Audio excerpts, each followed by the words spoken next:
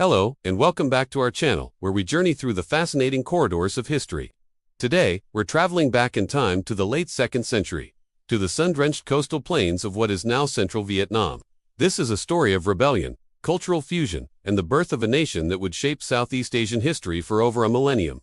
We're talking about the rise of Linyi, the very first kingdom of the Cham people. For centuries, the land south of the Hon Son mountain range, known to the powerful Han dynasty of China as the Nhật Nam Commandery, was under foreign rule. Life for the local people, the ancestors of the Cham, was far from easy. The Han administration was known for its heavy hand, imposing crushing taxes and harsh policies. Imagine living under a distant power that exploits your land and your labor, showing little regard for your local traditions. The air was thick with resentment, and the desire for freedom was a simmering fire, just waiting for a spark. That spark came in the year 192 CE, in the district of Tượng Lâm, which corresponds to the modern area from Huc to Quang Nam. A local leader named Khu Liên decided enough was enough. He was not a king or a prince, but a man of the people who could no longer tolerate the oppression. He rallied his fellow inhabitants, channeling their collective anger and frustration into a powerful uprising. The rebellion was swift and decisive. Khu Liên and his followers stormed the local administrative center, killed the Han-appointed District Magistrate, and shattered the chains of foreign domination. On the ashes of Han rule, Khu Liên declared the birth of a new, independent state. He named it Linyi or Lâm Ấp in Vietnamese. The name itself is a clever act of defiance and identity. It is believed to have been derived from the name of his home district, Tượng Lâm. By dropping the first character, Tung, and keeping Lam, which means forest, he was symbolically cutting ties with the old administrative system while honoring his homeland. He then added the character Epi, meaning settlement or statelet, to signify their new status as a self-governing entity.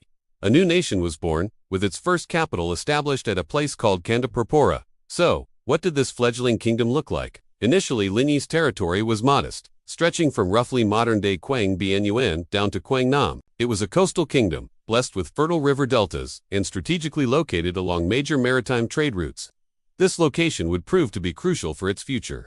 While they had just thrown off the yoke of Chinese political control, they weren't isolated. Instead, Linyi looked south and across the sea for cultural and spiritual inspiration, specifically towards the vibrant civilization of India. This Indian influence became a defining characteristic of Linyi from its very inception. Unlike the Sinic or Chinese-influenced culture of their northern neighbors in Vietnam, the people of Linyi wholeheartedly embraced Indian traditions. This Indianization touched every aspect of their society. The most prominent influence was religion.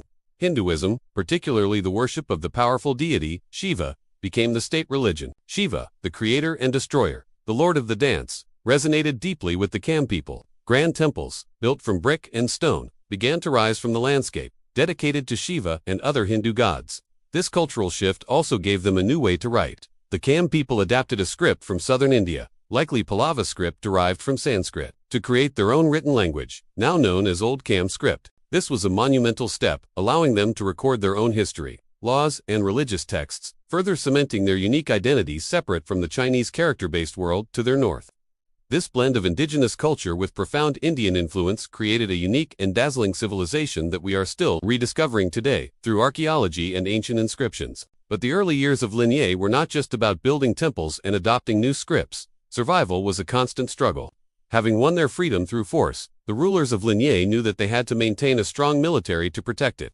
Their powerful northern neighbor, even after the Han dynasty collapsed and was succeeded by others like the Jin dynasty, never forgot about this lost territory. The northern border was a constant source of tension and conflict. The chronicles are filled with accounts of Linyi's military activities. They weren't just defending their borders. They were actively expansionist. The kings of Linyi led frequent raids and campaigns northwards, trying to push their territory further and secure valuable resources. These conflicts were a recurring theme for centuries, a relentless tug-of-war between the Cham kingdom in the south and the successive Chinese dynasties and Vietnamese polities in the north. This warrior spirit became deeply ingrained in Linyi's identity, shaping its political structure and its relationship with its neighbors.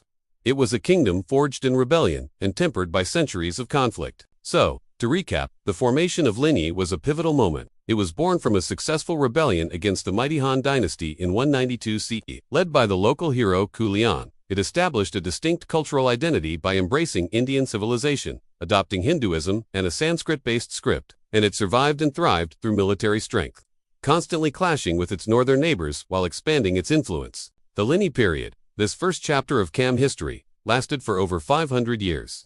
Around the year 757 CE, the kingdom entered a new phase, relocating its political center further south and becoming known as Wangwang, or Hun Vibang. This later evolved into the kingdom that many are more familiar with, Champa. But it all started here, with the brave uprising in Tượng Lâm District. The legacy of Linyi is the legacy of independence, cultural synthesis, and resilience, a powerful testament to a people who refused to be ruled and instead carved their own destiny into the annals of history. Thank you so much for joining us on this journey back to the founding of Linyi. It's a reminder that history is full of incredible stories of people fighting for their identity and freedom. If you found this interesting, please hit that like button, and do want to forget to subscribe and ring the bell so you won't want to miss our next exploration into the past. Let us know in the comments what other historical topics you'd like to see covered. Until next time, stay curious.